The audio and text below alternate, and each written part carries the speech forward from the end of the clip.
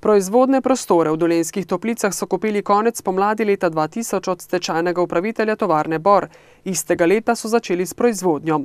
Po 12 letih, ko zapirajo obrat v Dolenjskih Toplicah, kjer je bilo 40 zaposlenih, bo podjetju ostalo še 150 zaposlenih. Vsi zaposleni v obratu v Dolenjskih Toplicah so dobili odpoved, ki so jim jo vročili 23. avgusta, z enotnim odpovednim rokom 45 dni. Delavce so že prej obvestili o nameri in zagotovili, da bo podjetje poravnalo vse zakonske obveznosti do delavcev, torej plače, regres, ostanke dopustov in pripadajoče odpravnine. Trend upadanja naročil se je po besedah Borisa Petejana iz podjetja Afit začel konec leta 2008 kot posledica splošne krize in je pripeljal do zaprtja obeh šivalnic ter zdaj še obrata v Dolenjskih Toplicah.